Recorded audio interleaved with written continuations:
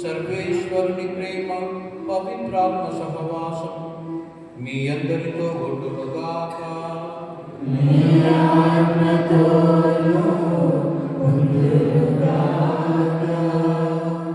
ప్రియమైన సహోదరి సహోదరులారా, పోయిన క్రిస్మస్ నుండి ఈ క్రిస్మస్ వరకు దేవుడు మనకు అనుగ్రహించినటువంటి అనేక వరలు, అలాగే మనకు కావలసినటువంటి అనేక విషయములను ఆయన సన్నిధికి తీసుకొచ్చేటువంటి విషయములు కూడా ఉంటాయి. ఇవన్నీ కూడా ఈరోజు మన మనసులో మెదలాడాలి. ఎందుకంటే ఆయన రక్షకుడై పుట్టినది మన కోసము, మన జీవితంలో సంతోషాన్ని కలిగించడం, మనందరికీ ఆనందాన్ని కలిగించడం, మంచి మనసుతో ఎవరెవరైతే ఆయన సేవిస్తారో, ఆయన ప్రార్థిస్తారో వారందరికీ కూడా సంతోషం కలుగుతుంది అంటూ దేవదూతలే ఆనాడు గానం చేశారు. అటువంటి మంచి పరిస్థితిలో మనం ఉన్నాం. కాబట్టి ఈ క్రిస్మస్ సందర్భంగా మనకున్నటువంటి అనేక విషయాలను బాబయేసు పాదముల వద్ద ఉంచుదాం. ఆయన అనుగ్రహంతో ఈ వచ్చే సంవత్సరం అంతా కూడా అనేక విధములుగా మనకు సంతోషకరంగా ఉండాలని, స్వస్థతకరంగా ఉండాలని, అనుగ్రహపూరితంగా ఉండాలని ఆయన ప్రార్థిద్దాం. నిజానికి అర్ధరాత్రే మనం ఎందుకు ఇక్కడ సమావేశం అవుతాము?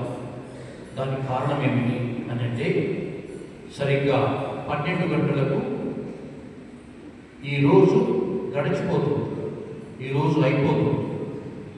12 గంటల తర్వాత క్షణం నుండి కొత్త రోజు ప్రారంభమవుతుంది. అంటే 25వ తారీఖు ప్రారంభమవుతుంది. 25వ తారీఖున ప్రభు పుట్టాడని నమ్ముతున్నాం. ఆ రోజున మొదటి క్షణాల నుండి మనకు దేవుని స్తుతించాలి. మొదటి క్షణాల నుండి ఏ క్షణం కూడా మనం కోల్పోకూడదు. ఎందుకంటే అది పవిత్రమైన రోజు, ప్రభు పుట్టినటువంటి రోజు. అందుకని ఆ మొదటి క్షణాల నుండి దేవుని స్తుతించాలి, ఆరాధించాలి. ఆనాడు దేవదూతలు గానం చేసినటువంటి ఆ గొప్ప గానం, దివిలో దేవునికి మహిమాన్విత దేవునికి మహిమ, భూమిలో మంచి మనస్సు గలవారికి శాంతి అన్నటువంటి ఆ గానం మనమందరం చేయాలి అంటూ ఆ మొదటి క్షణాలను ఆస్వాదించడానికి మనం సమావేశమయ్యాం. ఆ మొదటి క్షణాలలో మనం నిజానికి మన గ్లోరియా పాడతాం. ఆ గ్లోరియాలు, ఆ మాటలు అందరూ కూడా ఉచ్చరిస్తాం, ఆ మాటలు అందరూ పలుకుతాం. ఆ క్షణాల నుండి దేవుని మనం స్తుతించాలి. మన పెద్దవారు నిజానికి ఆ తర్వాత సాయంత్రం పూట దివ్యసప్రసాద సందీపు దివ్యసప్రసాద ఆశీర్వాదంతో మన రోజు ముగిస్తారు. అలా ఉండేది పూర్వకాలం. అంటే రోజంతా కూడా పవిత్రమైనది, రోజంతా కూడా మనం ఆస్వాదించదగినది అన్నటువంటి గొప్ప భావం మనలో ఉండాలి. అటువంటి ఆలోచనతో ఈ అర్ధరాత్రి ఇక్కడ సమావేశమై పవిత్రమైన ఆ రోజు 25వ తారీఖును స్మరించుకుంటూ ప్రభు జన్మించినటువంటి ఆ రోజు మనం అందరం ఆస్వాదిస్తూ సంతోషపడుతూ ఇక్కడ సమావేశమయ్యాం. అందుకు దేవుని స్తుతిస్తూ ఈ యొక్క దిగుబడి రోజును స్మరించుతాం. మొదట మన పాపములు ఒప్పుకుంటూ ఆ దేవుని ముందు, మన సహోదరి సహోదరుల ముందును పాపక్షమాపణ వేడుకుందాం.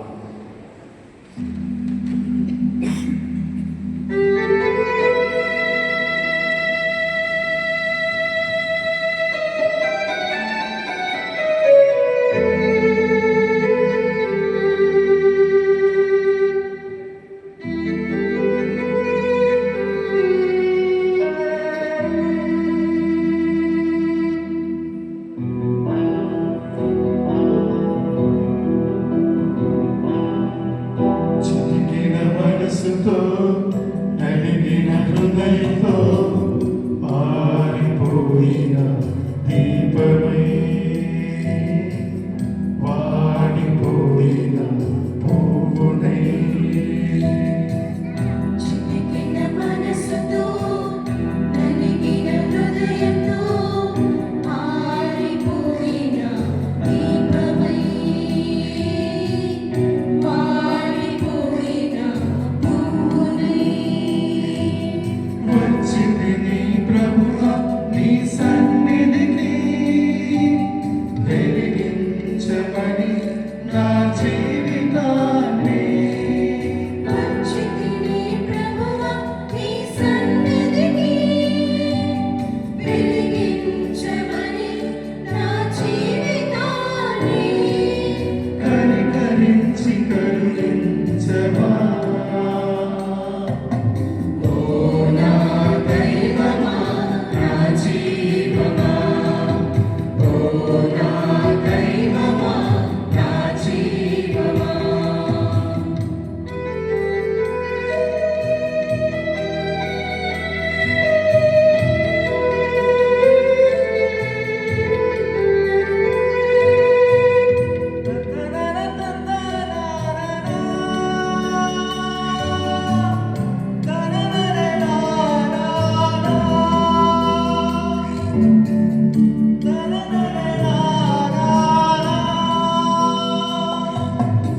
పాపినైతిని, శాపానికి గురియైతిని,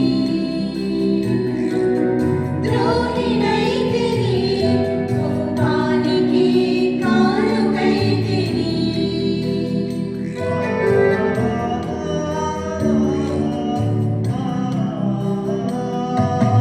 పాపినైతిని, శాపానికి గురి అయితిని, ద్రోహినైతిని, కోపానికి కానుకైతిని, రోగినైతిని, సంఘానికి భారమైతిని. కూలిపోతిని, కన్నీటిలో మునిగిపోతిని, కన్నీటిలో మునిగిపోతిని. వచ్చితిని ప్రభువా నీ సన్నిధికి, వెలిగించమని నా జీవితాన్ని, వచ్చితిని ప్రభువా నీ సన్నిధికి, వెలిగించమని నా జీవితాన్ని, కనికరించి కరుణించవా. ఓ నా దైవమా, నా జీవమా, ఓ నా దైవమా, నా జీవమా.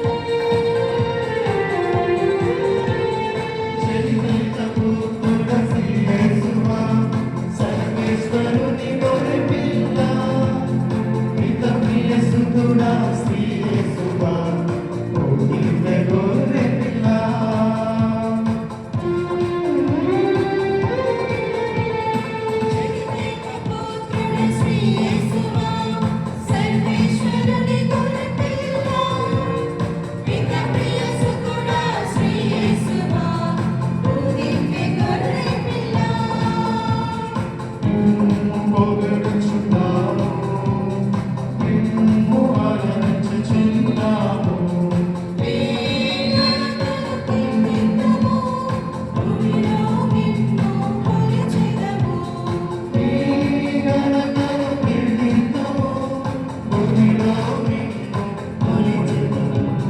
Gloria, Gloria Magna, Gloria, Gloria Magna, Gloria, Gloria Magna, Gloria, Gloria Magna.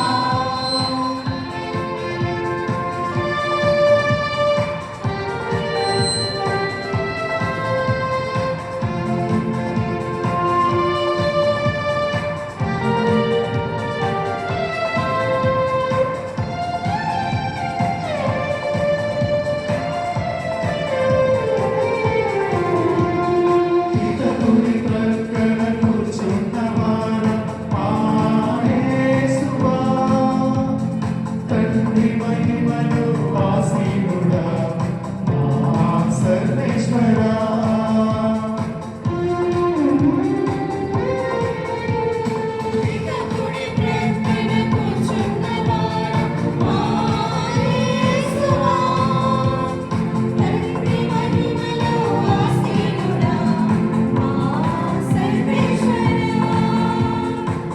లోకపాపములు భరించుటకై భూమిలో వెలసిన మా ప్రభువా, నీ ఘన మహిమను చాటెదము, నిన్ను ఇలను పొగడెదము.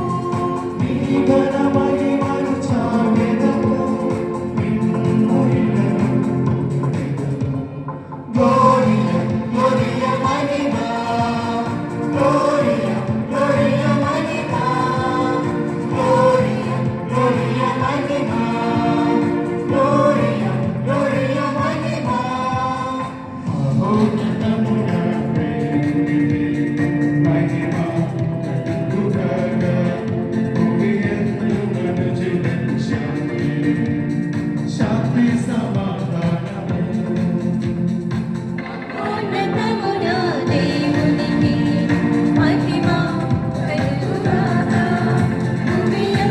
మనుజులకు శాంతి, శాంతి సమాధానము. Gloria, Gloria Magna, Gloria, Gloria Magna, Gloria, Gloria Magna, Gloria, Gloria Magna.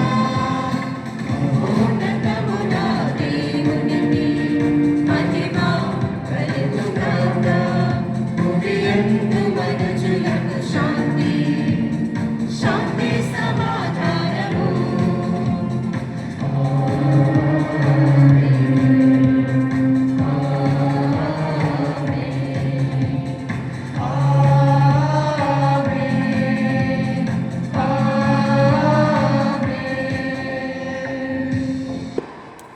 ప్రార్థించుదము. ఓ సర్వేశ్వరా, ఈ పరమ పవిత్రమైన రాత్రిని నిజమైన వెలుగుతో దేదీప్యమానముగా ప్రకాశింపచేసినది. ఈ పుడమిపై అతని వెలుగు పరమ రహస్యములను తెలుసుకొనిన నేను ఆయన స్వర్గపు ఆనందమును కూడా గాంచు పరవశమున్నట్లు కృప చూపుము. నీతో కలిసి పవిత్రాత్మతో సహా యుగ యుగములు జీవించుచు పాలించు మానాథుడైన క్రీస్తు ద్వారా ఈ మనవి చేయుచున్నాము.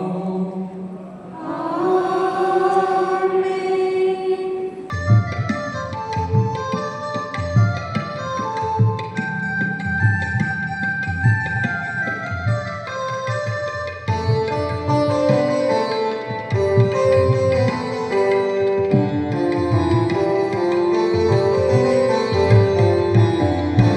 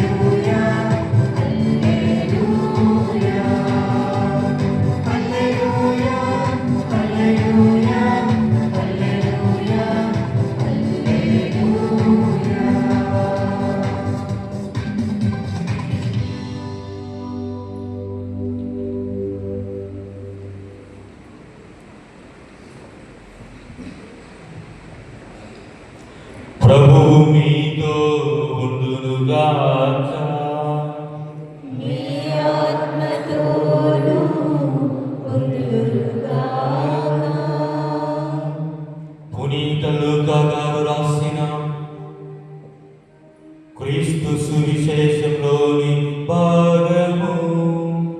ప్రభువా మీకు మహిమ కలుగునుగాక.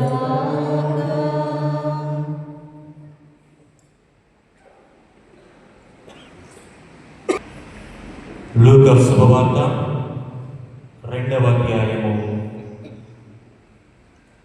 పరిశుద్ధ వచనములు 1వ వచనం నుండి 14వ వచనం వరకు. ఆ కాలమున తన సామ్రాజ్యమందు జనాభా లెక్కలు సేకరింపవలెనని అగస్తు చక్రవర్తి అధికారులకు ఆజ్ఞయించెను. ఈ మొదటి జనాభా లెక్క సేకరణ కురేనియా సిరియా మండల అధిపతిగా ఉన్న కాలమున జరిగెను. అందులో పేర్లు రాయించుకుంటూ ప్రజలందరూ తమ తమ పట్టణములకు వెళ్ళిరి. యేసేపు దావీదు వంశస్థుడైనందున గలిలయ సీమలోని నజరేతు నుండి యూదయ సీమలో ఉన్న దావీదు పట్టణముకు బెత్లెహేమునకు జనాభా లెక్కలలో తమ పేర్లు చేర్పించుకున్నటకై తనకు నిశ్చితార్థము చేయబడిన గర్భవతినైన మరియమ్మను కూడబెట్టుకుని వెళ్ళెను. వారచట ఉన్నప్పుడు మరియమ్మకు ప్రసవ కాలము సమీపించెను. మరియమ్మ తన తొలిచూలు కుమారుడికని పొత్తి గుడ్డలలో చుట్టి పశువుల తొట్టిలో పరుండబెట్టెను. ఏలైనా వారికి సత్రములో చోటు లేకుండెను. ఆ ప్రాంతమున గొర్రెల కాపరులు రాత్రివేళ పొలములో గొర్రెల మందలను కాల్చుండిరి. దేవదూత వారి ఎదుట ప్రత్యక్షమాయెను. ప్రభు మహిమ వారిపై ప్రకాశింపగా వారు మిక్కిలి భయభ్రాంతులైరి. దేవదూత వారితో ఇట్లనెను, మీరు భయపడవలదు. సమస్త ప్రజలకు పరమానందము కలిగించు శుభ సమాచారమును మీకు వినిపించెదను. నేడు దావీదు నగరమున మీకొక రక్షకుడు పుట్టెను. ఆయన క్రీస్తు ప్రభువు.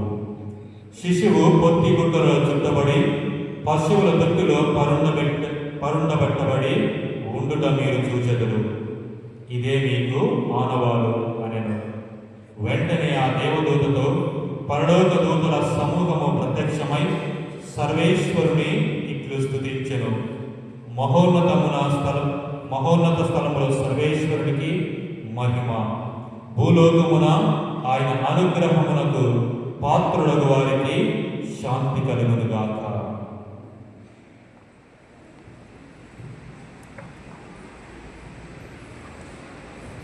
ఇది క్రీస్తు సువిశేషము. క్రీస్తువా మీకు స్తుతి కలుగునుగాక. అన్నీ ఉన్న దేవునికి ఏమీ లేకుండా ఈ లోకంలో జన్మించాడు. సమస్తము ఇచ్చేటువంటి దేవునికి ఏమీ ఇవ్వని పరిస్థితుల్లో ఆయన జన్మించాడు. మనకు ఇల్లు వాకిలి సంతోషాన్ని కలుగు చేసేటువంటి దేవునికి జన్మించడానికి కూడా స్థలము లేకుండా పోయింది. ఇది ప్రభువు ఈ లోకానికి వచ్చినటువంటి పరిస్థితి.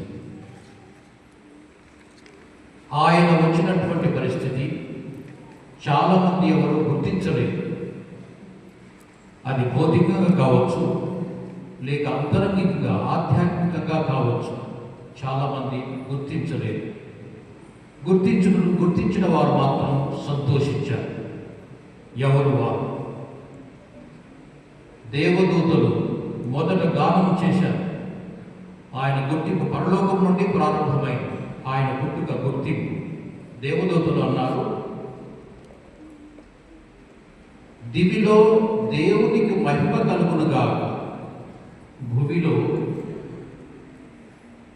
శాంతి గల మనస్సులకు సమాధానము కలుగుగా, మంచి మనసు గల వారికి శాంతి సమాధానము కలుగుగా అంటూ వారు గానం చేశారు. అలాగే దేవదూతలు చెప్పారు, ప్రజలందరకు పరమానందము కలిగించు శుభ సమాచారం. ఇది ఆనందము కలిగించేటువంటి శుభ సమాచారం. ఎందుకంటే ఎవరు కూడా నిర్లిప్తతో నిస్సహాయతతో సంతోషం లేకుండా జీవించడానికి అవకాశం లేదు. ఇది వరకు అవును, మెస్సయా కోసం మీరు ఎదురు చూస్తున్నారు, మెస్సయా రావాలి, మా జీవితంలో శాంతి సమాధానము వెలుగు నింపాలి అంటూ మీరంతా ప్రార్థిస్తున్నారు కదా, మీరంతా వేచి చూస్తున్నారు కదా. ఇదిగో ఆ మెస్సయ్య రానే వచ్చాడు. నేడు దావీదు నగరమున ఒక రక్షకుడు పుట్టి ఉన్నాడు, ఆయనే క్రీస్తు అంటూ దేవదూతలు శుభ సమాచారం అందించారు. లూకా సువార్త 2వ అధ్యాయము 10-11 వచనాలు. క్రీస్తు అన్న పదము గ్రీక్ పదము, దానికి హీబ్రూ పదము మెస్సయ. మెస్సయ అన్నటువంటి పదాన్ని క్రీస్తు అంటూ అనువదించారు. దాని అర్థం అభిషేకించబడిన వాడు అని అర్థం. కాబట్టి మీరు ఎదురు చూస్తున్నటువంటి మెస్సయ రానే వచ్చాడు. మెస్సయ వచ్చినప్పుడు మాకు సంతోషం కలుగుతుంది అంటూ ధర్మశాస్త్రం బోధిస్తూ ఉన్నది కదా. ఇదిగో మెస్సయ వచ్చాడు, మీరు సంతోషించండి, ఆనందపడండి అంటూ దేవదూతలు ఆ రోజు గానం చేస్తూ వారందరికీ తెలియజేశారు. మహోన్నత స్థలములలో సర్వేశ్వరునికి మహిమ, భూలోకమున ఆయన అనుగ్రహ పాత్రులకు శాంతి అంటూ లూకా సువార్త 2:14 గానం చేశారు. చాలామంది ఆయన పుట్టుకను గుర్తించలేదు, ఆయనకు స్థలం లేకుండా చేశారు. ఆయన ఎక్కడో అనామకుడుగా జన్మించడానికి ఆయన సిద్ధపడినాడు. అయితే పవిత్రాత్మ ప్రభావము చేత, దేవుని చేత ప్రేరేపింపబడినటువంటి వారు కొందరు ఉన్నారు. వారు ఆయన పుట్టుకను ముందే గుర్తించారు. ఎవరు వారు? ఎలిజబెత్ అమ్మ, మరియమ్మ యొక్క చుట్టం. ఆమె అన్నది, నీ గర్భఫలము ఆశీర్వదించబడను అంటూ ఆమె చెప్పింది. లూకా సువార్త 1వ అధ్యాయము 42వ వచనము. ఆశీర్వదింపబడినటువంటి నీ గర్భఫలము సామాన్యమైన మానవుడు కాదు, ఆయన మెస్సయ్య, దేవుని చేత అభిషేకింపబడిన వాడు, దైవపుత్రుడు, దైవసుతుడు ఈ లోకానికి వస్తున్నాడు. అటువంటి కుమారుని కనేటువంటి నీవు ఎంత ధన్యురాలు! స్త్రీలందరిలోకి నీవు ఉత్తమమైన దాని, నీ గర్భఫలము ఆశీర్వదింపబడినది అంటూ సంతోషంతో ఆమె ఉక్కిరి బిక్కిరవుతూ ఎన్నో మాటలు చెప్పింది. అది కేవలం పవిత్రాత్మ యొక్క ప్రేరణ, పవిత్రాత్మ శక్తి చేత ఆమె ప్రేరేపింపబడి ఆయన రాకను గుర్తించినటువంటి విషయాన్ని మనం గమనిస్తున్నాం. అది ఎలిజబెత్ అమ్మ చెప్పినటువంటి వాక్యం. యోహాన్, ఆమె గర్భంలో ఉన్నటువంటి యోహాన్ ఏం చేశాడు? గర్భంలో నుంచి మాట్లాడలేదు, ఏం చేయగలడు? ఆయన వచ్చినప్పుడు, ఆయన తండ్రి మాట్లాడినప్పుడు, ఆయన తన సమీపించి వస్తూ ఉన్నప్పుడు ఆనందంతో గంతులు వేసెను అంటాడు లూకా. తల్లి గర్భంలో, అంతకంటే చిన్నపిల్లవాడు ఏం చేస్తాడు? తల్లి గర్భంలో గంతులు వేశాడు, తన సంతోషాన్ని చూపించాడు, తన సంతోషాన్ని వ్యక్తం చేశాడు. ఈయన సామాన్యుడు కాదు, దైవపుత్రుడు, ఈ లోకాన్ని ఉద్ధరించేటువంటి వాడు, ఈ లోకానికి సంతోషాన్ని కలుగు చేసేవాడు, శాంతి సమాధానము దయ క్షమ కరుణ ప్రసాదించేటువంటి కరుణామయుడు వస్తున్నాడు అంటూ తల్లి గర్భంలోనే ఆయన గంతులు వేయడాన్ని మనం గమనిస్తాం. ఆనందము అంత గొప్పగా లూకా మనకు తెలియజేస్తాడు. అలాగే సిమియోను అన్నటువంటి ఒక యాజకుడు ఆయన ఉండేవాడు.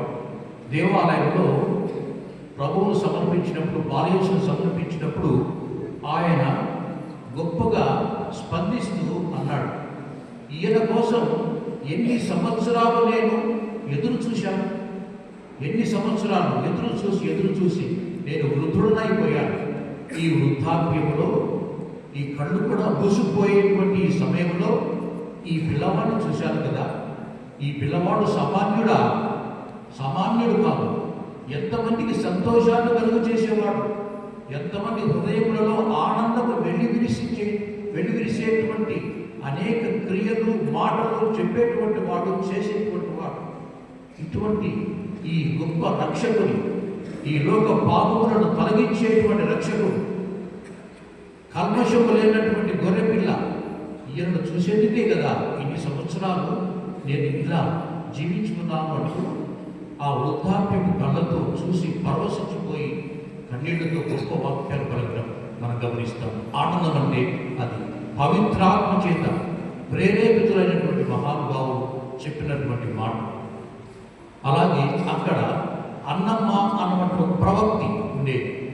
ఈమె కూడా తన జీవితాన్ని దాదాపుగా ముగించేసుకొని ఆయన కోసం ఎదురు చూస్తూ ఉన్నది.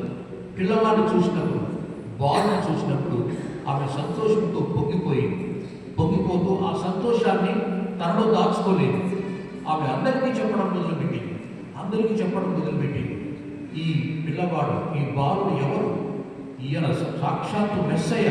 మనం మెస్సయ్య కోసం ఎదురు చూస్తున్నాం కదా, ఈయనే ఆ మెస్సయ్య, సంతోషించండి అంటూ ఆమె యెరూషలేము మొత్తం తిరుగుతూ ప్రభు గురించి ప్రచారం చేసింది. ఒక వృద్ధురాలు, జీవితం పండిపోయినటువంటి స్త్రీ, దాదాపు చనిపోయేటువంటి స్థితిలో ఎంత ఆనందం, ఎంత సంతోషం అనుభవిస్తూ ఆయన గురించి చెప్పింది. లూకా మనకు కళ్ళ కట్టినట్టుగా ప్రత్యక్ష ప్రసారం చేస్తూ మన గొప్పగా వివరించడాన్ని మనం గమనిస్తాం. ఇలాగా ప్రతి ఒక్కరూ ఆయన యొక్క రాక కోసం ఎదురు చూసేటువంటి వారు, పవిత్రాత్మ శక్తి చేత ప్రభావితులైన వారు ఆయన రాకను గుర్తించగలిగారు. కానీ చీకటిలో ఉన్నటువంటి జనం గుర్తించలేకపోయింది. చాలామంది గుర్తించలేదు. అయితే వారందరూ గుర్తించేటువంటి సమయం వస్తుంది. ఆయన ఈ లోకానికి వచ్చి నోరు విప్పి మాట్లాడినప్పుడు, తన చేతులతో అద్భుతాలు చేసేటప్పుడు, దేవుని వ్యక్తపరిచేటప్పుడు, దేవుని యొక్క కరుణను ప్రజల మీద ప్రదర్శించేటప్పుడు, తన రక్తాన్ని ఈ లోకం కోసం చిందించేటప్పుడు, తన చివరి పలుకులు ఈ లోకం కోసం ఆయన చెప్పేటప్పుడు అందరూ ఆయన వైపు చూస్తారు, ఆయన గుర్తిస్తారు. అది నిజమే. కానీ ఆయన పుట్టుకున్నాడు జరిగినటువంటి విషయం మాత్రం ఇది కొందరు మాత్రమే ఆయన గ్రహించారు. ఎవరు గ్రహించారు? దేవుని శక్తి చేత ప్రభావితులైన వారు, పవిత్రాత్మ చేత ప్రభావితులైన వారు. ఇది మనందరం గుర్తించవలసిన విషయం. నీవు నేను గుర్తిస్తున్నామా? పవిత్రాత్మ శక్తి కోసం మనం ప్రార్థిస్తున్నామా? మన జీవితంలో ఆయన సంతోషాన్ని కలుగచేయడానికి వచ్చాడు అంటూ మనకు గుర్తిస్తూ సంతోషిస్తున్నాము. అవును, క్రైస్తవులుగా మనందరిది ఆ సంతోషం. ఈ సంతోషాన్ని మనం బహిరంగంగా కూడా వ్యక్తపరుస్తాం.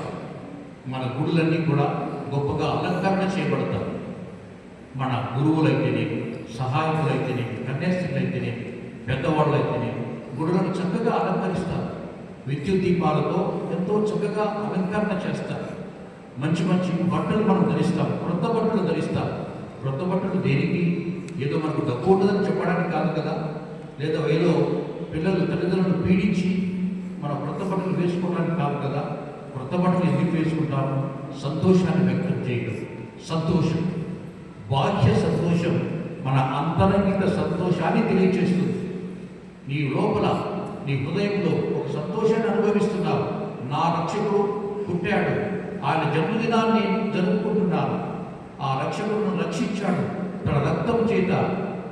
ఈ లోకాన్ని రక్షించిన రక్షకుడు నా జీవితంలో నా కోసము మరణించిన రక్షకుడు, ఆయన పుట్టినరోజు, ఆయన జన్మదినం అనుకుంటూ సంతోషించేటువంటి రోజున మనం బాహ్యంగా ఈ విధంగా మంచి బట్టలు ధరిస్తూ ఒకరినొకరు సంతోషంగా పలకరించుకుంటూ చక్కగా మనం ఆ సంతోషాన్ని వ్యక్తం చేస్తాం. ఆనాడు చీకటిలో కొంతమందికి మాత్రమే తను వ్యక్తం చేసిన దేవుడు ఈరోజు మనందరికీ కూడా వ్యక్తం చేస్తూ తను తాను బహిరంగపరుచుకుంటూ గొప్పగా మన మధ్య ఈ ఉత్సవాలు చేయడం మన అదృష్టంగా మనం భావించాలి. ఈయన ఎలాంటి వాడు అవుతాడో కదా అంటూ ప్రజలు ఆశ్చర్యపోయారు. ఎందుకంటే అన్నమ్మ అన్నటి ప్రవక్తి చెప్పినప్పుడు, సిమియోను ప్రవక్త చెప్పినప్పుడు యెరూషలేము ప్రజలందరూ కూడా ఒక మాట అన్నారు. ఈయన ఎలాంటి వాడు అవుతాడో కదా, ఎలా ఉంటాడో కదా, ఏ విధమైన అద్భుతాలు చేస్తాడో, ఏ విధంగా ప్రజలు రక్షిస్తాడో అంటూ ఆశ్చర్యపోయారు. ఆయన ఎలాంటి వాడో యెషయా ప్రవక్త మనకు వివరిస్తాడు.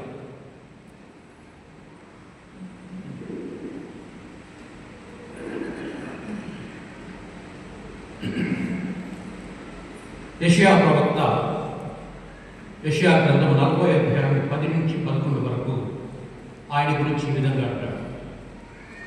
ఆయన శక్తితో పరిపాలన చేయవాడు. శక్తి దైవశక్తి, మానవ శక్తి కాదు. మానవ శక్తి ఖడ్గముతో పాలిస్తుంది. కాలితో ఇతరులను తన్నుతూ అణచిపెడుతూ పరిపాలిస్తారు. ఆయన అలా చేయరు. ఆయన పరిపాలించేది కరుణతో, దయతో, క్షమతో పరిపాలిస్తారు. ప్రేమ అన్నటువంటిది ఆయన సామ్రాజ్యం. ఆయన శక్తితో పరిపాలన చేయవాడు. ఆయన బహుమానము తెచ్చి ఉన్నాడు. యెషయా 40వ అధ్యాయంలో అంటాడు, ఆయన బహుమానం తెచ్చాడు. ఏం తెచ్చాడు? ప్రజలందరూ ఎదురు చూశారు. మెస్సయా వచ్చినప్పుడు మెస్సయా మా అందరికి ఏమిస్తాడు? శాంతికరమైన రాజ్యాన్ని స్థాపిస్తాడు. యుద్ధాలంటూ ఉండవు, ఒకరితో ఒకరు పోట్లాడుకోవడం అంటూ ఉండవు, రక్తం చిందించడం అంటూ ఉండదు. అటువంటి ఆలోచనకు తాముండదు. ఆయన వచ్చినప్పుడు ఎలా ఉంటుంది అని అంటే, ఆయన శాంతితోనూ, సమాధానంతోనూ, కరుణతోనూ పరిపాలిస్తాడు. ఆయన వచ్చినటువంటి బహుమానం అది, దేవుడి దగ్గర నుంచి ఆయన తీసుకొచ్చిన బహుమానం అది అంటూ యెషయా ప్రవక్త మనకు తెలియజేస్తాం. అలాగే ఆయన పరిహారము ఆయన ముందు నడుస్తుంది అన్నాడు. యేసుక్రీస్తు మన పాపముల కోసం చేసేటువంటి పరిహారము ఆయన ముందు నడుస్తుంది అని అంటాడు. ఈ వార్త మనం గమనించాలి. యేసుక్రీస్తు పదే పదే చెప్పారు తన జీవితంలో, నేను శిలువ మీద మరణించాలి, మానవుల పాపముల కోసం నా రక్తాన్ని చిందించాలి అంటూ ఆయన చెప్పినటువంటి మాటను గుర్తుంచుకోవాలి. అంటే శిలువ ఆయన ముందు ప్రయాణం చేసింది, ఆ తర్వాతే ఆయన ప్రయాణం చేస్తూ వచ్చాడు. అంటే ఏమిటంటే, మానవుల పరిహారము అన్నటువంటిది, మానవుల పాపముల కోసం ఆయన చెల్లించేటువంటి పరిహారం ఆయన ముందు నడుస్తున్నది అంటూ ఆ రోజే యెషయా ప్రవక్త మనతో హెచ్చరిస్తూ ఉన్నాడు. అలాగే ఆయన కాపరి వలె మందను మేపును, కాపరి వలె మందను మేపును అని అంటాడు. కాపరి ఎలా మేపుతాడు? మనకు గొర్రెల కాపరులు ఒక కర్రను పట్టుకొని ఉంటారు. ఒక కర్రను, ఆ కర్ర చివరిలో బిషప్ గారు ధరించేటువంటి కర్రను చూస్తే అర్థమవుతుంది, చివరిలో ఒక వంపు ఉంటుంది. ఆ వంపుతో ఏం చేస్తాడు గొర్రెల కాపరి? పైన ఉన్నటువంటి కొమ్మలను క్రిందికి తీసుకువచ్చి గొర్రెలకు అందిస్తాడు. అలా వాటికి ఆహారాన్ని అందిస్తాడు. అలాగే పాలస్తీనాలో రాళ్లలో ఇలా గొర్రె పిల్లలు రాళ్లను ఆ రంధ్రంలో పడిపోయి, ఆ గుంతలలో పడిపోతూ ఉండేవి. వాటికి ఈ కర్రను అందించి అవి పట్టుకున్నప్పుడు అలా పైకి లాగేవాడు. అంటే ఆ వంపు అన్నటువంటిది ఒక కాపరితనాన్ని తెలియచేస్తూ ఉంది. నేను నిన్ను కాపాడుతాను అంటూ. అలాగే ఆ చివరి భాగం ఉన్నటువంటిది కర్రతో సమానం. ఆ కర్ర దేనికి పనికి వస్తుంది? ఎప్పుడైనా కానీ గొర్రె మంద నుంచి తప్పిపోయినప్పుడు, దూరంగా పోయినప్పుడు గొర్రెల కాపరి ఏం చేస్తాడు? ఆ చివరి నుంచి ఇలా కర్ర ద్వారా తిప్పి పట్టుకొని, కాళ్ళు పట్టుకొని కడుపు మీద 2 దెబ్బలు వేస్తాడు. కాళ్ళ మీద కొట్టడు, తల మీద కొట్టాడు, అలా కొట్టి చచ్చి ఊరుకుంటుంది. అలా కొట్టాడు, కడుపు మీద మాత్రమే 2 దెబ్బలు కొడతాడు. అంటే నీవు తప్పిపోకూడదు, మందలో ఉండు, నాతో ఉండు అని చెప్పడానికి. అప్పుడు అది గుర్తుంచుకుంటుంది. ఆ విధంగా కూడా దాన్ని చేస్తాడు. అలాగే ఏదైనా దుష్ట మృగం, క్రూర మృగం దగ్గరికి వచ్చినప్పుడు ఆ కర్రను ఉపయోగించి ఆ క్రూర మృగాన్ని పారద్రోని తన గొర్రెలను సంరక్షించుకుంటాడు. ఇలా ఆ కర్ర ఉపయోగపడుతూ, అందుకే దావీదు పాడాడు కదా, నీ కర్రయు, నీ బడితయు, నీ కోలయు నన్ను కాపాడును అంటాడు. కోల అంటే అలా ఒప్పుగా ఉన్నటువంటి, బడిత అంటే కర్ర. ఆ 2 కూడా ఎందుకు ఉపయోగించాడంటే, ఆ 2 ఆహారాన్ని అందించడానికి, సంరక్షించడానికి, శిక్షించడానికి, ఈ 2 కూడా అవి ఉపయోగపడతాయి. అందుకే దావీదు 23వ కీర్తనలో ఆ పదాన్ని ఉపయోగిస్తారు. అంటే ఆయన సంరక్షించేవాడు, నాకు ఆహారాన్ని ఇచ్చేవాడు. అలాగే నేను తప్పిదం చేస్తే నాకు గుర్తు చేసేవాడు, నన్ను గుర్తు చేసేవాడు. తండ్రి కుమారుడు ఏ విధంగా గర్విస్తాడో, ఏ విధంగా శిక్షణ ఇస్తాడో, అలాగే నన్ను రక్షించేవాడు అంటూ ఆ మెస్సయ్య గురించి యెషయా ప్రవక్త మనకు చెప్తున్నాడు. ఆయన ఎలా ఉంటాడో మనం వివరిస్తూ ఉన్నాడు. కాపరి వలె ఆయన మందను మేపును, గొర్రె పిల్లను తన రొమ్మున ఉంచుకొని కాపాడును అంటాడు. గొర్రె పిల్లను తన రొమ్మున ఉంచుకొని కాపాడును. అలాగా ప్రభు మనందరినీ కూడా అలా కాపాడుతున్నాడు. తన హృదయం దగ్గర ఉంచుకొని కాపాడుతున్నాడు. అలా కాపాడుతున్నాడు కాబట్టి మనం సంతోషంగా ఉన్నాము. అంటాడు యెషయా. అలాగే ఆయన పీడితులను కాపాడువాడు. ఎవరైనా పీడింపబడుతూ ఉంటే, సమాజంలో అడగారిన ప్రజలైతేనేమి, సమాజంలో నిరాదరణకు గురి చేయబడిన వాడైతేనేమి, వారందరినీ ఆయన కాపాడువాడు అంటూ కూడా మనం గుర్తు చేస్తున్నాం. ఆయన సమాధానకర్త, శాంతి నొసగేవాడు. ఆయన అంటాడు, ఆయన న్యాయవంతుడు. న్యాయం అన్నటువంటిది నడికట్టుగా కట్టుకునేవాడు. నడికట్టు అంటే ఆయన నడుము చుట్టూ మనం కట్టుకునేటువంటి త్రాడుతో సమానం. న్యాయం అన్నటువంటిది అలా ధరించేవాడు, అన్యాయం చేసేవాడు కాదు, ఇంకా అన్యాయం సహించేవాడు కాదు, న్యాయం చేసేవాడు. సమాజంలో న్యాయం కోసం పోరాడేవాడు. క్రీస్తు ప్రభు ఎంతగా న్యాయం కోసం పోరాడాడో మనకు తెలుసు. పీడితుల కోసం, అనాథల కోసం, స్త్రీల కోసం, రోగంతో బాధపడే వారి కోసం, వీళ్ళందరి కోసం ఎలాగా ఆయన బాధపడుతూ పోరాడాడో మనకు తెలుసు. ఆయన న్యాయవంతుడు, న్యాయాన్ని నడికట్టుగా ధరించేవాడు. యెషయా ప్రవక్త 11:5 చెప్తారు. అలాగే ఆయన శాంతి నొసగేవాడు. శాంతి ఎలా ఉంటుంది అది కూడా వివరిస్తాడు. ఆయన అంటాడు, తోడేలు గొర్రెపిల్ల, చిరుత మేకపిల్ల, దూడ కొదమ సింగము, ఆవు ఎలుగుబంటి, సింహము ఎద్దు, చిన్నపిల్లవాడు త్రాచుపాము. మనం గమనిస్తే ఇవన్నీ కూడా పరస్పరము వైరము కలిగేటువంటి, ప్రకృతి సహజంగా వైరము కలిగినటువంటి అవి రెండు కూడా ఉండడానికి సాధ్యం కాదు. కానీ ఆయన సాధ్యం చేస్తాడు. అంటే అటువంటి శాంతి సమాధానం ఈ లోకం అనుభవిస్తుంది అని చెప్తారు. అటువంటి శాంతి సమాధానం ఈ లోకం అనుభవిస్తుంది. ఇది చరిత్రలో నిజమైనటువంటి ఒక సత్యము. క్రీస్తు ప్రభు బోధన నమ్ముకున్నటువంటి పాశ్చాత్య దేశాలు ఇదివరకు యుద్ధాలు చేసేవి. అలెగ్జాండర్ గురించి మనం విన్నాం, ఎంత రక్తపాతం చెందించాడో మనం విన్నాం. ఆయన క్రీస్తు పూర్వం జీవించిన వాడు. క్రీస్తు వచ్చిన తర్వాత ఆయన సిద్ధాంతాలు నమ్మినటువంటి వారు, ఆయన ప్రేమ సూత్రాలు నమ్మినటువంటి వారు, ఆయన ప్రేమ సామ్రాజ్యాన్ని ఆలింగనం చేసినటువంటి వారు ఒకరి మీద ఒకరు యుద్ధాలు చేయలేదు. ఒకరు ఇద్దరు దుర్మార్గులు యుద్ధం చేశారు నిజమే. కానీ ప్రజలు మాత్రం ప్రభు సిద్ధాంతాలు నమ్ముకొని శాంతిగా జీవించడానికి ప్రయత్నం చేశారు. శాంతికరమైన జీవితం జీవిస్తూ ఇతరులు కూడా శాంతిగా జీవించాలని వారు నమ్మకుండా విశ్వసించారు. ప్రభు సిద్ధాంతాలు అంత గొప్పగా పనిచేశాయి. అంటే పరస్పర వైరమంటూ ఉండదు అంటూ ప్రభు మనకి యెషయా ప్రవక్త చెప్తూ ఆ ప్రభు రాజ్యమునికి సాధ్యమవుతుంది అంటూ ఆయన చెప్పడాన్ని మనం గమనిస్తాం. ఆయన పరిశుద్ధత ఈ వైరాన్ని అధిగమిస్తుంది. ఈ పరస్పర వైరం ఉంటుంది, మనుషులలో కూడా ఈ వైరం ఉంటుంది. కానీ ఆయన పవిత్రత, ఆయన పరిశుద్ధత, ఆయన నైర్మల్యం ఇవన్నీ కూడా వీటిని అధిగమిస్తాయి. వాటిని అధిగమించి వారిని కరుణతోనూ ప్రేమతోనూ నింపుతాయి. మనం చూస్తున్నాం కదా, ఎంతటి కఠినాత్ములైన ప్రభు చెప్పిన మాటలకు స్పందిస్తూ జీవితాన్ని మార్చుకున్నట్టు మనం ఎన్నో వింటాం. శిలువ మీదే ఒక కఠినాత్ముడు తన మనసు మార్చుకొని ప్రభు వైపు వెళ్ళడం మనం గమనిస్తాం. అలా ఎంతోమంది తమ జీవితాలు మార్చుకుంటారు. కాబట్టి ఆయన కరుణ అన్నటువంటిది ఈ వైరం అన్న దాన్ని అధిగమిస్తుంది. ఆయన రాజ్యం అలా ఉంటుంది అని యెషయా ప్రవక్త మనకు తెలియజేస్తున్నారు. క్రైస్తవ జీవితంలో ఈ విలువలు మొదటి స్థానాన్ని ఆక్రమిస్తాయి. హింస ఉండదు, ద్వేషం ఉండదు, వైరం ఉండదు, పగ, విద్వేషాలు, వైషమ్యాలు, అసూయలు, కొట్టెతనము ఇటువంటివి ఉండవు. క్రైస్తవ సమాజంలో శాంతి, ప్రేమ, కరుణ, క్షమ, దయ ఇవి ఉంటాయి. ఇవి స్థాపించడానికి ఆయన వచ్చారు.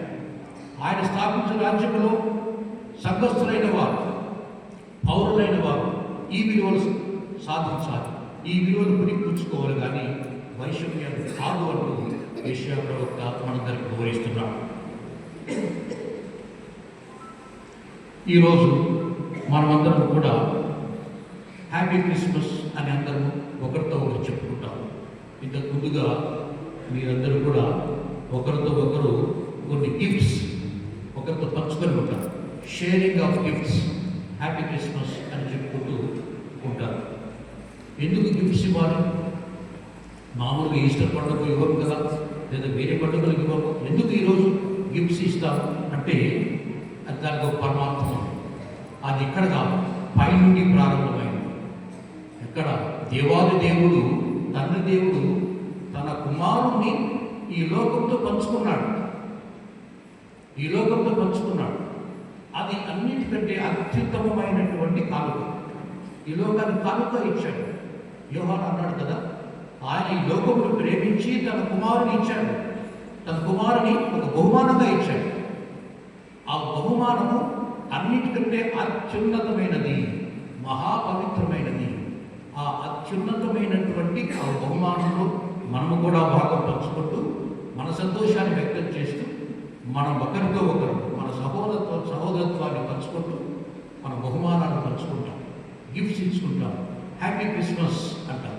క్రీస్తు పుట్టిన సందర్భంగా మన సంతోషాన్ని అలా వ్యక్తం చేస్తాం.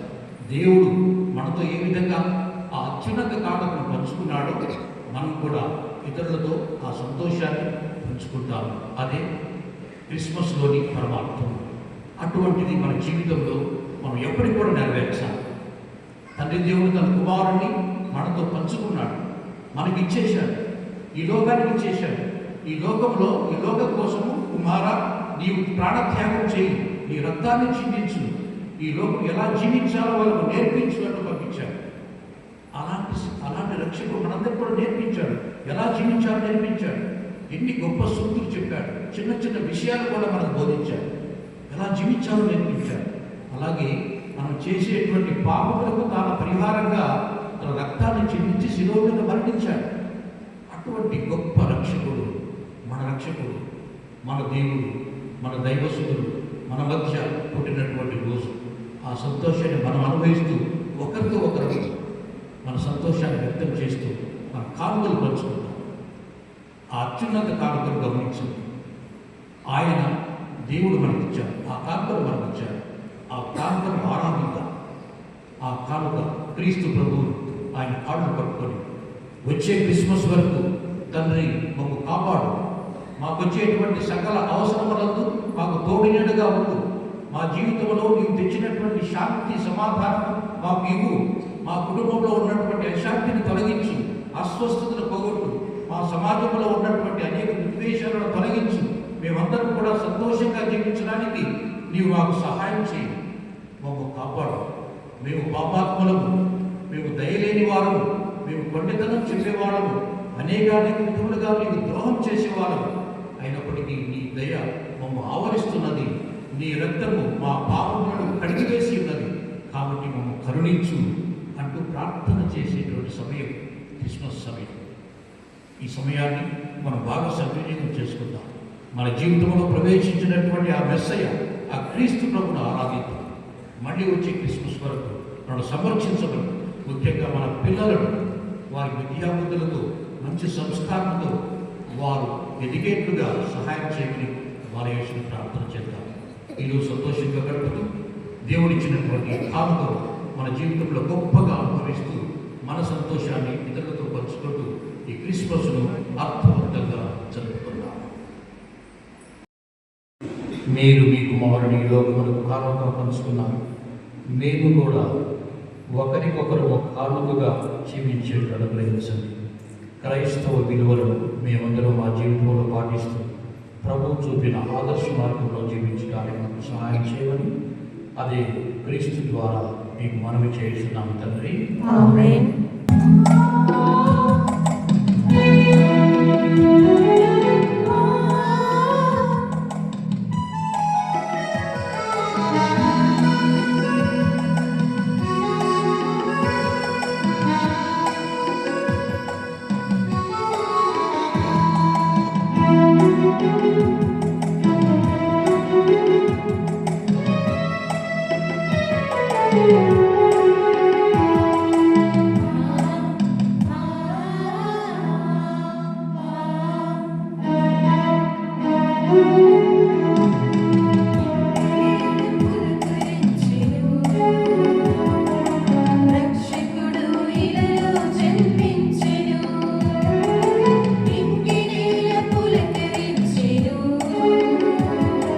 రక్షకుడు ఇలలో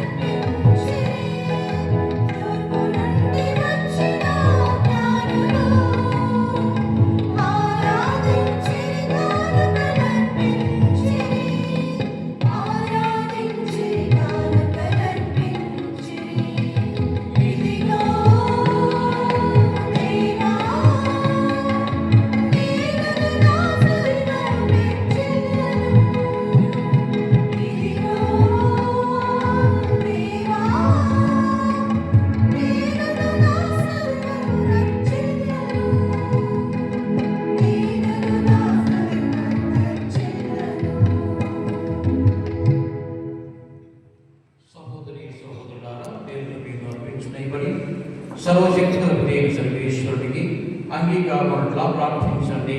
ప్రభువా మరి నామ స్తుతి మహిమల కొరకును మన యొక్క వారి సత్యమైన ప్రయోజనముల కొరకును ఈ కర్మల ద్వారా ఈ బలిని స్వీకరించుగాక.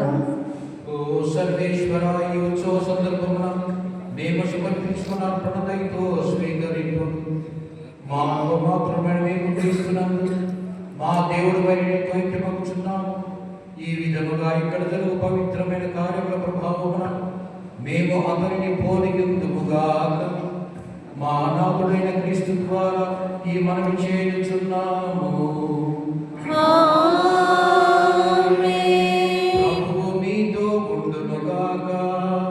మీ ఆత్మతోనూ ఉండునుగాక. మీ మనసులను ఉన్నతమునకు త్రిప్పండి. ప్రభువు వైపు త్రిప్పియున్నాము. మన దేవుడైన ప్రభువునకు కృతజ్ఞత తెలుపుదము. వారికి కృతజ్ఞత తెలుపుట న్యాయము. ప్రభువైన దేవా, పావన పితా, సర్వశక్తి గల నిత్య సర్వేశ్వర, ఎల్లప్పుడూ ఎచోటను మేము మీకు కృతజ్ఞతా వందనములు చెల్లించుట యుక్తము, న్యాయము, రక్షణదాయకము. ఏలైనా నీ నిత్యవాక్కు మనుష్యోతారమెత్తినను పరమరహస్యము ద్వారా నీ మహిమాన్విత తేజస్సు మా మనోనేత్రములకు క్రొత్త వెలుగాయని. తద్వారా మేము క్రీస్తునందు మా దైవమైన నిన్ను ప్రత్యక్షముగా చూడగలుగుతున్నాము. అంతేగాక అగోచరములకు నీ ప్రేమతో మా జీవితములు ఆవరింపబడి ఉన్నది. కావున దూతలతో, అతిదూతలతో, భద్రాసులతో, అధిపతులతో, పరలోక ధర్ముడు ఏకీభవించు మహిమ గీతముతో మేము నిరంతరం స్తుతించుట ఎట్లనగా,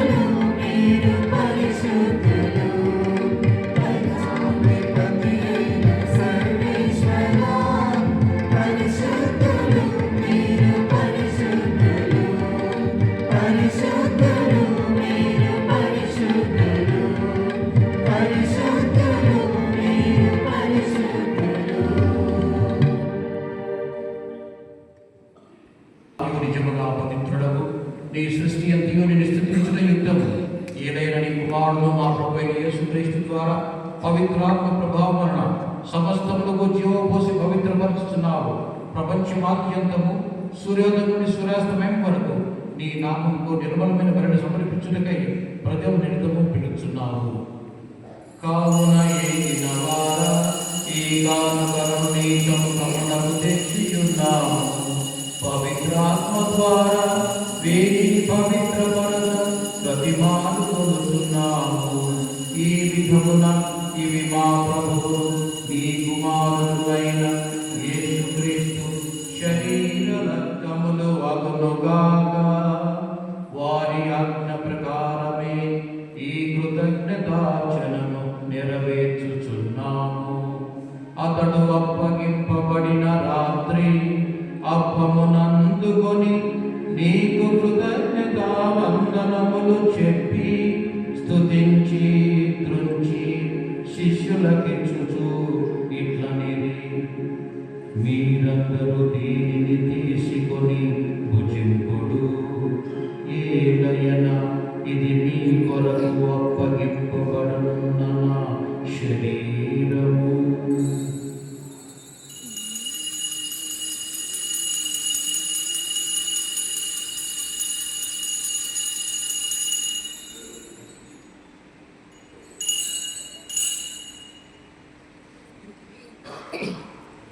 ఆ విధముగానే భోజనానంతరము పాత్రమునందుకొని మరల కృతజ్ఞతావందనములు చెప్పి స్తుతించి శిష్యులకిచ్చుచు ఇట్లనిది, మీరందరూ దీనిని తీసుకొని దీని నుండి పానము చేయుడు.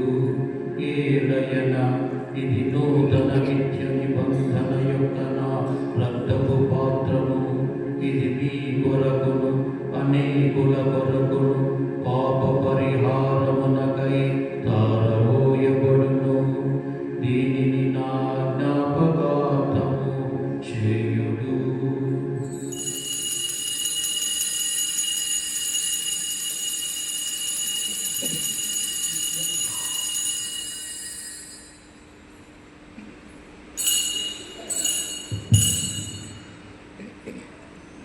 ఇది విశ్వాస రహస్యము. యేసువా మీ మరణమును ప్రకటించెదము, మీ ఉత్థానము చాలెదము. మీరు మరల వచ్చు వరకు వేచియుందుము.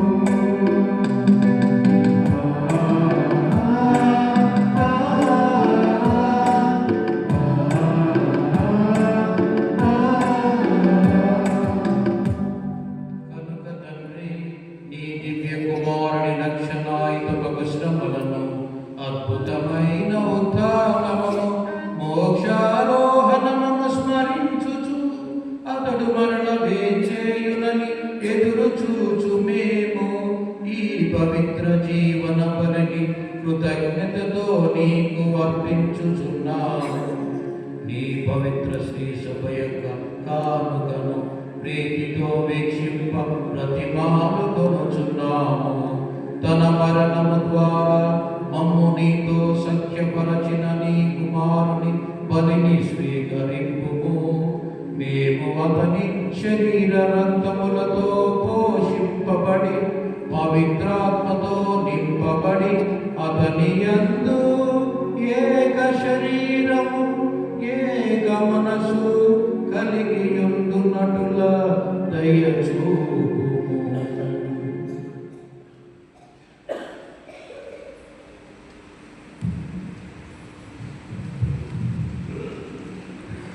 అతడు మమ్మను నీకు నిత్యాత్మగా రూపొందించిన కాక నీవు ఎన్నుకొనిన పుణ్యాత్మలతోనూ ముఖ్యముగా పవిత్రుడైన దేవమాత అయిన మరియమాతతోనూ ధన్యుడైన నీ అపోస్తులతోనూ వేద సాక్షులతోనూ పునీత జయపు గారితోనూ సకల పునీతులతోనూ మమ్మను మోక్ష భాగ్యమును వారసులు చేయు. ఏదైనా వీరి నిరువధిక ప్రార్థన సహాయంపై మేము ఆధారపడి ఉన్నాము.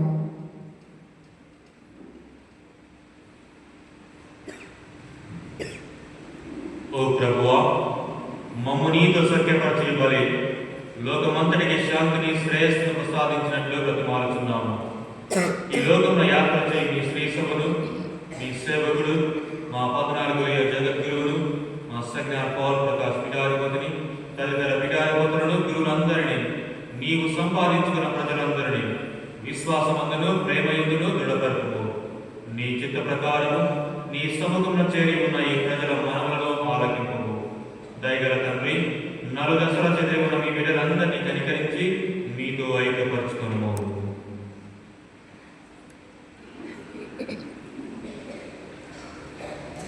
చనిపోయిన మా సహోదరులను నీ ప్రేమ యందు ఈ లోకమును వీడిన వారందరినీ దయతో మీ రాజ్యములో చేర్చుకున్నాము. మేమును అతను చేరి మీ మహిమను వీక్షించి నిత్యానందం పొందుగాక. మా ప్రభువైన క్రీస్తు ద్వారా మనవి చేయుచున్నాము. వారి ద్వారా మీరు సకల మేలులను లోకమునకు దయచేయుచున్నారు.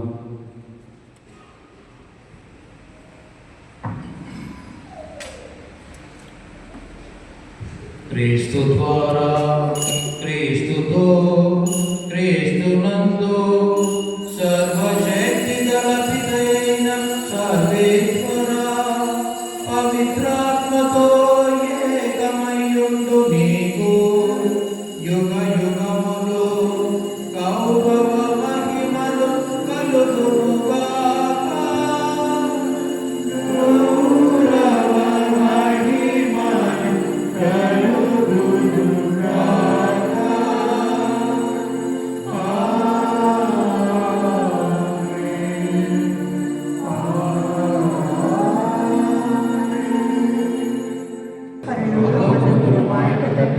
మీ నామం పూజింపబడగాక, మీ రాజ్యము వచ్చుగాక, మీ చిత్తము పరలోకమందు నెరవేరినట్లు భూలోకమందు నెరవేరుగాక. నానాటికి కావలసిన మా అన్నము మాకు నేటికివ్వండి. మా యొక్క అప్పుబడిన వారిని మేము మన్నించినట్లు మా అప్పులను మీరు మన్నించండి. మాకు శోధన ఎందు ప్రవేశింపనివ్వక కీడులో నుండి మమ్మల్ని రక్షించండి. ప్రభువా, నీ కీడు నుండి మమ్మల్ని రక్షింపుము. మా ఈ రోజులలో మాకు శాంతిని ప్రసాదింపుము. మీ దయానుగ్రహం వలన పాపం నుండి మమ్మల్ని ముక్తులను చేసి అన్ని కందములు సర్వదా కాపాడును. మీ మోక్షానందమును మా రక్షకులను యేసుక్రీస్తు ఆగమమును నిరీక్షించుచుందుము.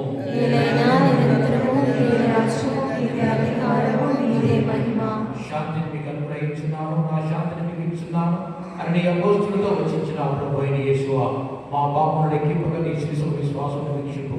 నీ ఇష్ట ప్రకారం నీ సభకు శాంతిని ఐక్యమును అనుగ్రహింపు. నీ వైపులు జీవించు పరిపాలించు ప్రభువా. ప్రభుని శాంతి సమాధానం ఎల్లప్పుడూ మీ అందరితో ఉండుగాక, మీ ఆత్మతోనూ ఉండుగాక. ఒకరికొకరు సమాధానము తెలుపుకుందాము. సమాధానం. సర్వేశ్వరుని గొర్రెపిల్ల, లోకం యొక్క పాపములను పరిహరించు ప్రభువా, మాకు దయ చూపండి. సర్వేశ్వరుని గొర్రెపిల్ల, లోకం యొక్క పాపములను పరిహరించు ప్రభువా, మాకు దయ చూపండి. సర్వేశ్వరుని గొర్రెపిల్ల, లోకం యొక్క పాపములను పరిహరించు ప్రభువా, మాకు శాంతి సమాధానం దయచేయండి.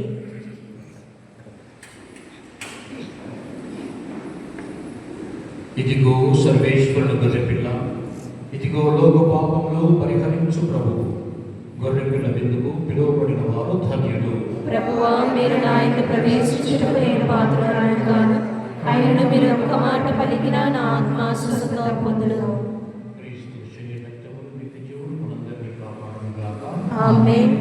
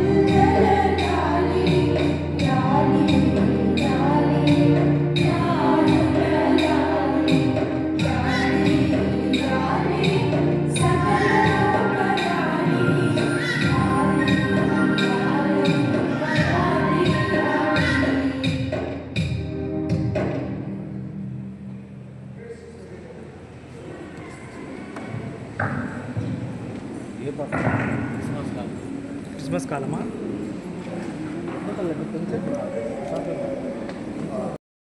ఎంతో ఆనందమే రాజుని జన్మమే ఎంతో సంతోషమే ఆ ప్రభుని ఆగమనమే క్రిస్మస్ కాలం క్రీస్తు జననం ఎంతో ఆనందమే రాజాని రాజు ప్రభు ధరకే తెచ్చనే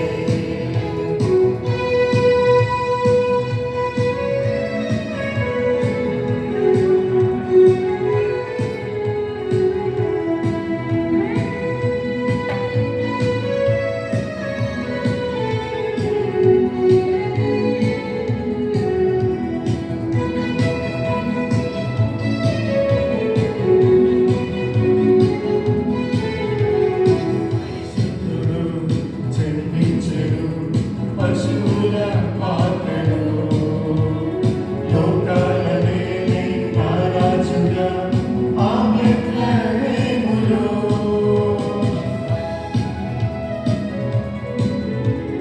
పరిశుద్ధుడు జన్మించెను పశువుల పాత్రలో లోకాల నేలే రాజుగా ఆ బెత్లెహేములో యూదా గోత్రములో ఒక తార కాంతిలో యూదా గోత్రములో ఒక తార కాంతిలో క్రిస్మస్ కాలం క్రీస్తు జననం ఎంతో ఆనందమే రాజాని రాజు ప్రభుల ప్రభు ధరకే తెచ్చనే క్రిస్మస్ కాలం క్రీస్తు జననం ఎంతో ఆనందమే రాజాని రాజు ప్రభుల ప్రభు ధరకే తెచ్చనే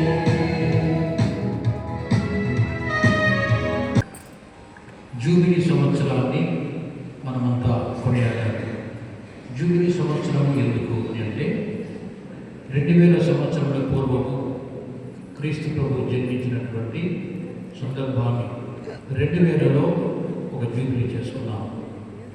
ఆ తర్వాత 25 సంవత్సరముల తర్వాత ఈ సంవత్సరము 25, 50 అన్న విధంగా జూబిలీ జరుపుతారు బైబిల్ ప్రకారం. కాబట్టి ఈ 25 సంవత్సరముల సందర్భముగా మనం జూబిలీ జరుపుకున్నాం. 2033లో బహుశా ఇంకొక జూబిలీ ఉంటుంది. 2050లో మరి ఒక జూబిలీ, 2075లో అలా జూబిలీలు జరుపుకోవడం మనకు తల్లి తెలుసులో ప్రసాదించేటువంటి ఒక సందర్భం. ఆ సందర్భాన్ని పురస్కరించుకొని మనం ఈ సంవత్సరం అంతా కూడా జూబిలీ వేడుకలు జరుపుకున్నాము. ఈ జూబిలీ వేడుకలను ప్రపంచవ్యాప్తంగా కూడా ఈ నెల 28వ తారీఖున లేదా అంతకు ముందుగా ముగించాలి. 28వ తారీఖున అందరూ ముగించాలి. తర్వాత జనవరి 6వ తేదీన పరిశుద్ధ బాబు గారు రోము నగరంలో ఈ జూబిలీ సంవత్సరాన్ని ముగింపు వేడుకలు అక్కడ చేస్తారు. అయితే ప్రపంచవ్యాప్తంగా మనమందరము 28వ తారీఖు చివరి రోజు మనము ముగించాలి. కాబట్టి ఈ నెల 28వ తారీఖున మన కథీడ్రల్ గుడినందు ఈ ఆవరణయందు జూబిలీ ముగింపు వేడుకలు మేము తలపెట్టాము. కాబట్టి మన మేత్రాస నుండి పలు ప్రాంతం నుండి కూడా ప్రజలు అలాగే గురువులు కన్యాస్త్రీలు వస్తారు. కాబట్టి ఆ రోజు సాయంత్రము మనం దివ్యబలి పూజ ఉంటుంది. దాని గురించి మన విచారణలు గురువుని ఇంకా తెలియజేస్తారు. అయితే పీఠాధిపతిగా మీ అందరికీ గుర్తు చేస్తున్నాను.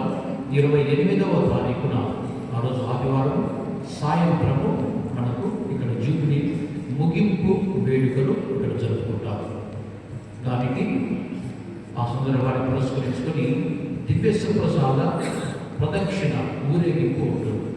దివ్యస్వ ప్రసాద ప్రభు మనందరినీ ఆశీర్వదించాలి, మన కుటుంబములను, మన ఊరిని, మన బిడ్డలను ఆశీర్వదించాలని దివ్యస్వ ప్రసాద ఊరేగింపు మనం గ్రామం నుండి అలా బయలుదేరి మెయిన్ రోడ్ నుండి కూడా వచ్చి ఇక్కడ మన గుడి ఆవరణ యందు ముగుస్తుంది. కాబట్టి ఎంతో పవిత్రమైనటువంటి సందర్భము మనమందరం కూడా మన కుటుంబ సభ్యులతో పాల్గొని ఆ దేవదేవుని యొక్క ఆశీస్సులు పొందుదాం. ఈ జూబిలీ ముగింపు వేడుకలలో మీరందరూ పాల్గొనమని మీ అందరినీ కూడా హృదయపూర్వకంగా ఆహ్వానిస్తున్నాము. ప్రార్థించుదము.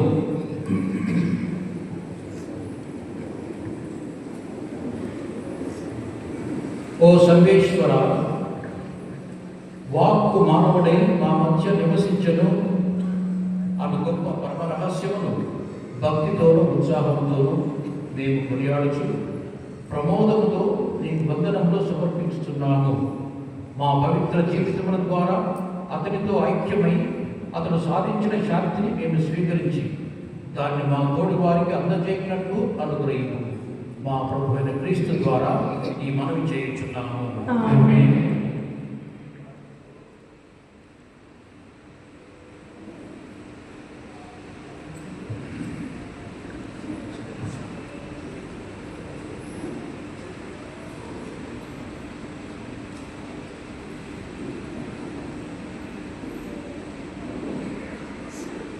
ప్రభువు మీతో ఉందురుగాక.